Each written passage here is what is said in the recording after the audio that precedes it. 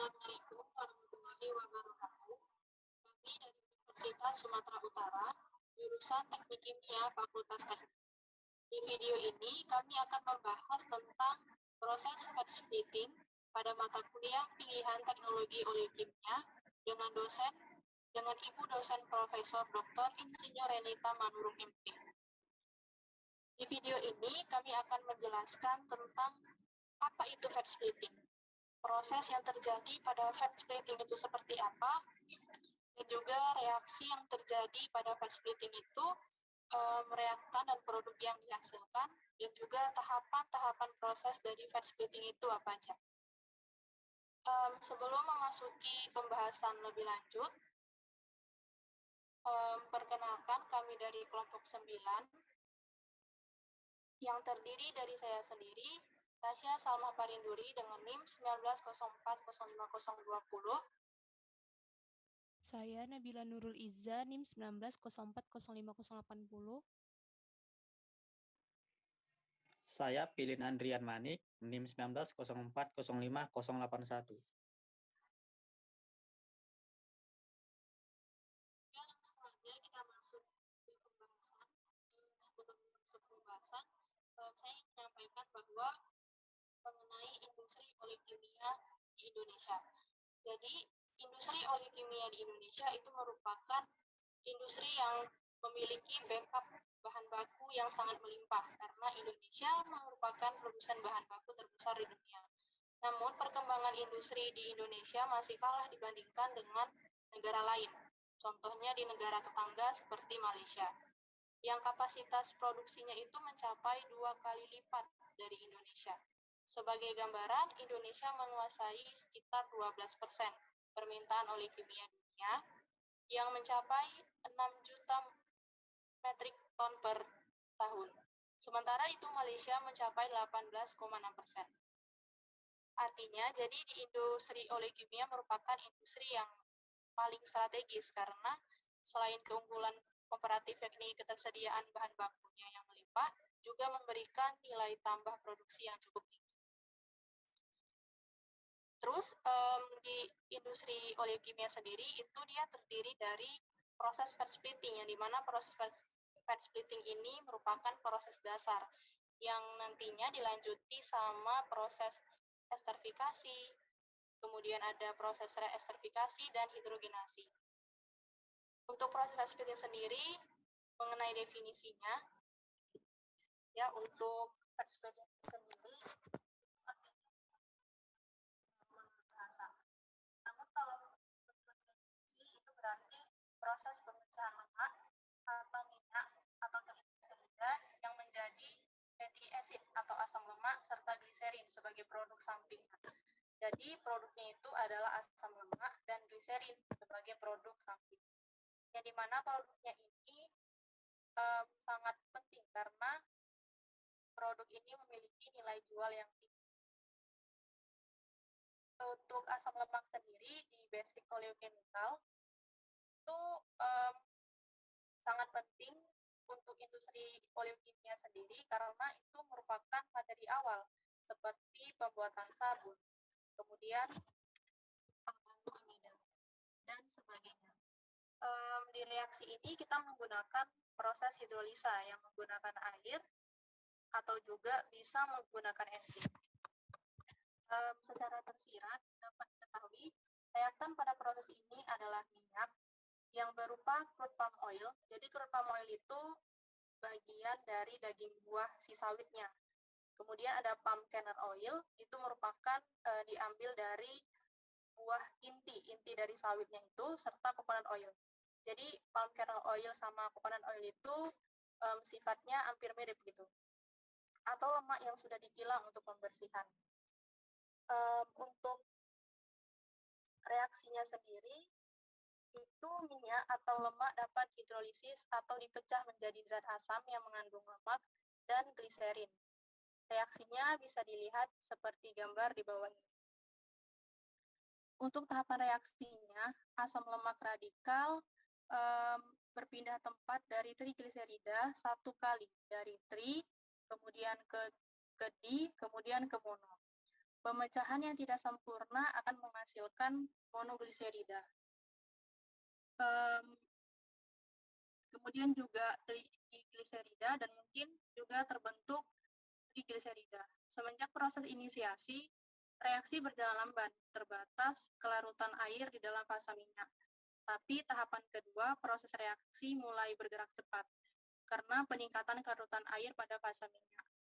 Jadi untuk meningkatkan kecepatan reaksinya ini, kita perlu menambah suhu, meningkatkan suhu dan juga temperatur, dan juga tekanan. Dan juga untuk meningkatkan energi aktivasi. Di tahapan terakhir, ditandai dengan adanya diminishing rata-rata reaksi sebagai asam lemak dan gliserin sebagai produk kondisi equilibrium. Untuk proses fat splitting ini, dia itu terdiri dari beberapa tahapan proses. Nanti ada proses split cell, kemudian ada batch autoclave, kemudian lanjut sama proses itu, dan proses pemecahan secara enzim. Untuk proses selanjutnya itu akan dijelaskan oleh teman saya.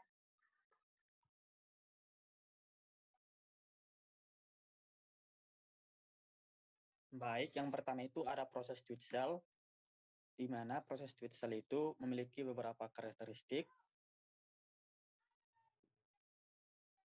yaitu untuk dari segi waktunya, proses ini memakan waktu sekitar 12-48 jam, sedangkan untuk katalisnya, dia ada asam alkalil atau sikloalifatik, bisa juga asam sulfat, dan reagen Schmidt cell, di mana reagen tersebut merupakan campuran tersulfonasi dari oleat, atau bisa juga asam lemak lainnya, dengan sejumlah naftalen.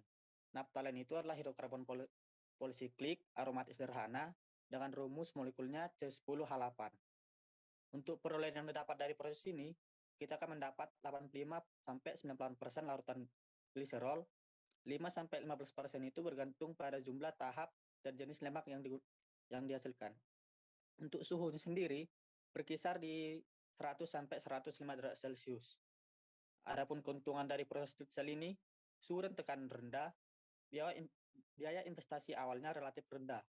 Sedangkan untuk kelemahannya, yang pertama itu dari segi waktu reaksi, di mana reaksi ini sangat lama, dan juga membutuhkan konsumsi steam yang tinggi, cenderung membentuk asam berwarna gelap, yaitu warna yang dihasilkan itu kurang terang. Jadi perlu lebih dari satu tahap untuk mendapatkan perolehan yang bagus. Pengendaliannya manual dan biaya tenaga kerjanya pasti tinggi. Dari segi proses Schmidt cell merupakan cara sederhana dan juga proses pertama yang ditemukan dalam pemisahan minyak.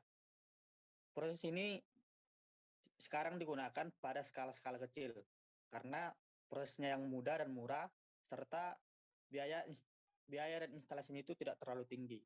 Tetapi untuk dalam segi komersil atau pabrik-pabrik yang besar, ini kurang direkomendasikan dikarenakan banyak faktor seperti kebutuhan konsumsi sistem yang tinggi, kualitas produknya kurang bagus. Setelah itu ada juga pemudaran warna asam lemak. Jadi kalau digunakan pada komersil yang tinggi akan merugikan perusahaan yang menggunakan proses ini. Selanjutnya, untuk dari segi prosesnya, yang pertama itu asam lemak, minyak, air, 1-2% asam sulfat, 0,75-1,2,5% reagen Schmidt cell akan dimasukkan ke dalam satu tangki yang tahan akan asam. Dikarenakan seperti kita ketahui sendiri bahwa reagen yang digunakan itu salah satunya ada asam sulfat. Jadi kalau tidak tahan asam maka sangat tidak baik untuk prosesnya nanti. Kemudian reagen Schmidt cell ini akan didirikan pada tekanan atmosfer selama 36-48 jam dengan bantuan open steam. Pada tahap akhir akan ditambahkan larutan untuk mencuci asam yang tertinggal.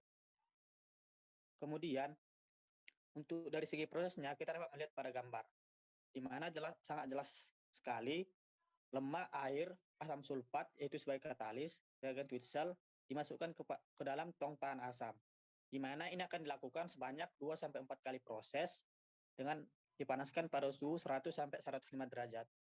Kemudian dia akan dihasilkan gliserin dan air. Setelah dihasilkan gliserin dan air ini perlu dipanaskan lagi agar airnya menguap dan didapatkanlah produknya itu gliserin. Proses selanjutnya itu kita akan masuk kepada proses kedua, yaitu proses batch atau clap. Yang kedua itu adalah proses batch atau clap. Dari segi karakteristik sendiri, dia memiliki karakteristik berupa dari segi waktu, proses ini sekitar 2-10 jam pada tahap akhir. Sedangkan katalis yang digunakan yaitu seng kalsium atau magnesium oksida. Di mana di sini yang paling aktif itu adalah seng ya, atau zinc, yaitu dia akan membantu dalam perubahan warna asam lemak yang dihasilkan. Untuk perolehannya sendiri, terdapat 85-90% larutan gliserol, 10-15% bergantung pada jumlah tahap dan jenis lemak nantinya. Dari segi suhu yang digunakan pada proses ini berkisar di antara 150-240 derajat. Dari keuntungannya, dapat diadaptasikan untuk skala kecil. Biaya investasi awalnya lebih murah daripada proses kontinu dan lebih cepat daripada proses tweed cell, di mana kecepatannya itu sekitar 6-12 jam lebih cepat daripada proses tweed cell.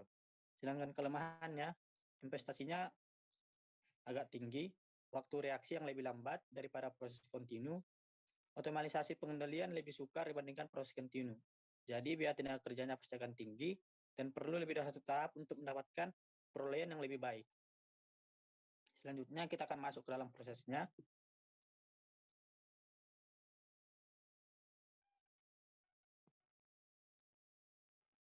Metode batch atau clap ini merupakan metode komersial tertua untuk pemisahan minyak yang berkualitas tinggi dan menghasilkan asam lemak berwarna terang, di mana asam lemak yang dihasilkan berwarna terang itu dengan bantuan zinc tadi.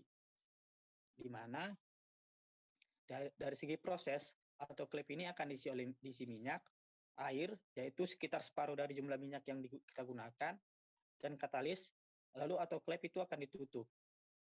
Setelah autoclave ditutup, maka steam akan diinjeksikan untuk menghilangkan urar terlarut dan untuk menaikkan tekanan hingga 1135 kPa. Injeksi steam dilakukan secara kontinu atau terus-menerus pada bagian bawah untuk mendapatkan pengadukan dan tekanan operasi yang diinginkan. Seperti yang kita sudah di awal tadi, bahwa akan dihasilkan kompresi sekitar 85-90%, yaitu setelah reaksi 6-10 jam.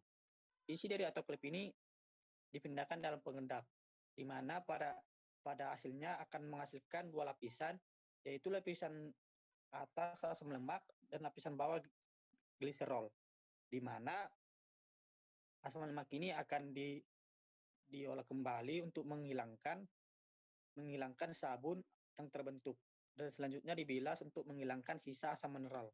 Pada gambar kita dapat melihat prosesnya, di mana minyak, air, katalis seperti zinc akan dimasukkan ke dalam sebuah wadah berbentuk silinder.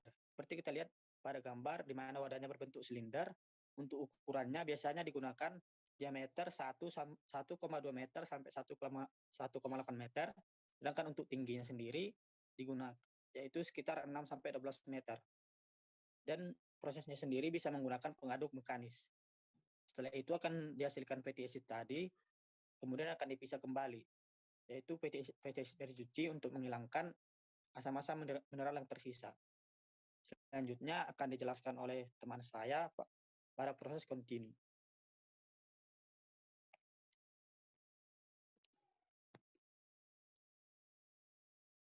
Baik. Selanjutnya itu adalah proses kontinu. Nah, jadi proses kontinu yang pertama itu adalah karakteristiknya. Adapun karakteristik dari proses kontinu itu sendiri adalah yang pertama, waktu pada proses ini sendiri itu adalah sekitar 2-3 jam. Lalu untuk katalisnya sendiri itu opsional, bisa dipakai ataupun tidak. Nah, untuk perolehannya sendiri itu perolehan dari asam lemaknya didapatkan 97-90%.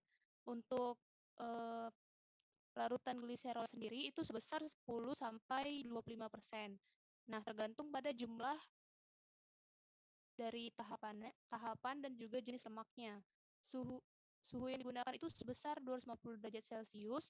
Adapun keuntungannya sendiri itu nggak butuh waktu ruangan yang luas, lalu juga kualitas produk yang dihasilkan lebih seragam, perolehan dari asam lemak itu sendiri besar, lalu konsentrasi gliserin juga lebih tinggi, dan biaya operasionalnya itu juga lebih murah, serta pengendalian juga lebih akurat dan juga lebih otomatis. Lalu untuk kelemahannya sendiri itu investasi di awalnya itu jauh lebih tinggi, dan untuk proses ini menggunakan suhu dan juga tekanan yang tinggi sehingga memerlukan keahlian yang tinggi dalam penanganannya. Selanjutnya untuk proses kontinu.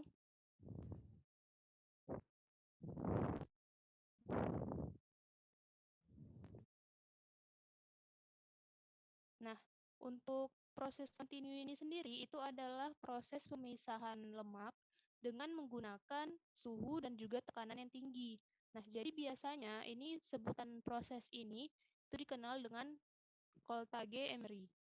Jadi metode ini sendiri itu adalah yang paling efisien dalam hidrolisis lemak. Suhu dan juga tekanan yang tinggi ini mempercepat waktu reaksinya. Jadi nanti aliran konter itu biasanya dipenuhi minyak dan air untuk menghasilkan derajat pemisahan yang maksimal walaupun tanpa katalis. Nah, jadi alat yang digunakan ini adalah menara pemisah. Jadi ini adalah bagian utama dalam pemisahan lemak ini, asam lemak. Nah, jadi menara ini sendiri itu berdiameter 508 sampai 1220 mm dan tingginya 18 sampai 25 meter. Dan biasanya terbuat dari bahan yang tahan korosi seperti baja stainless 316 atau campuran logam yang dirancang dapat beroperasi pada 500 kilopascal. Nah, selanjutnya alatnya itu adalah single stage counter current splitting. Nah, jadi karena proses kontinu berarti ada umpan masuk dan ada produk yang keluar. Nah, umpan yang masuk itu ada lemak. Jadi, lemak yang terdegradasi pada sebuah cincin sparge pada bagian tengahnya, jadi sekitar 1 meter dari dasar. Lalu ada pompa yang bertekanan tinggi. Nah, air masuk dari bagian atas dengan perbandingan 0 sampai 50% dari berat lemaknya. Adapun temperatur yang digunakan itu sekitar 250 sampai 260 Celcius. Dan biasanya ini bisa menjamin penghancuran pada fase air dalam minyak. Nah, jadi prosesnya itu di mana si minyak itu masuk sebagai umpan, lalu ada steamnya dan ada masuk air itu. Nah, selanjutnya dari bagian atas itu akan keluar asam lemaknya dan di bagian bawah itu adalah gliserin karena gliserin massa jenisnya itu lebih tinggi daripada asam lemak. Lalu asam lemak itu nanti masuk ke flash tank itu tujuannya itu adalah untuk menurunkan tekanan uapnya, lalu juga memekatkan asam lemak dan membuang uap dari asam lemak sehingga didapatkanlah fatty acid. Nah, untuk produk bawahnya itu adalah sweet water atau kata ini itu adalah gliserin. Biasanya gliserin ini dari proses flash itu akan menghasilkan gliserin crude. Dan untuk konsumsi utilitas per tonnya dalam umpan itu sendiri steamnya sebesar 6.000 kilopascal, yaitu 190 kg. Untuk air pendinginnya untuk 20 derajat Celcius yaitu 3 meter kubik. Energi elektriknya itu 10 kWh. Air prosesnya itu 0,6 meter kubik. Jadi untuk proses ini derajat pemisahannya itu dapat mencapai 99% dan lama reaksinya itu 2 sampai 3 jam. Selanjutnya untuk proses pemecahan secara enzimatik.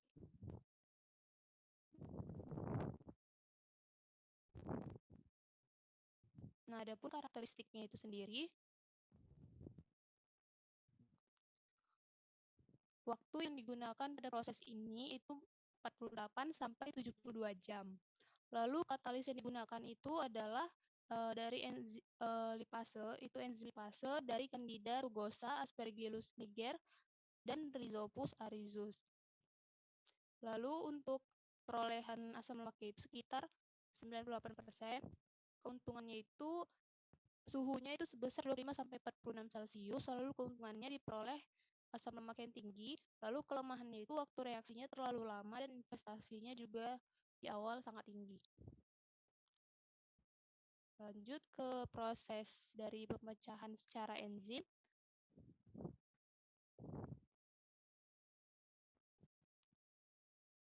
Nah, untuk prosesnya sendiri, jadi lemak dan juga minyak nabati itu dapat dihidrolisis dengan enzim lipase.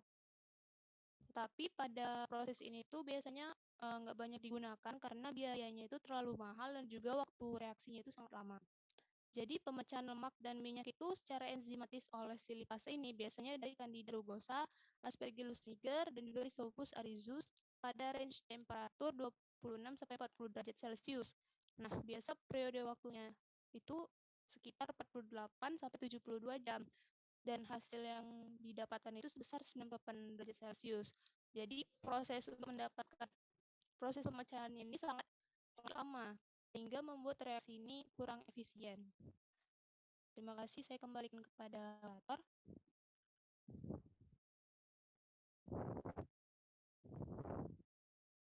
Baik, jadi berdasarkan teman kita yang menjelaskan tentang proses, yaitu Pilin dan Nabila, dapat disimpulkan bahwa pemilihan proses ini dipertimbangkan berdasarkan konversi produk yang tinggi, waktu reaksi lebih singkat, dan biaya operasi yang lebih murah. Jadi, berdasarkan proses-proses yang ada, dapat kita pilih proses kontinu itu adalah proses yang paling baik yang bisa diterapkan dalam proses pemecahan lemak atau fat splitting ini, yang paling efektif dan efisien.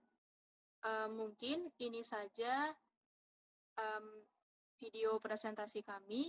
Apabila ada kesalahan, kami mohon maaf. Terima kasih atas perhatiannya. Wassalamualaikum warahmatullahi wabarakatuh.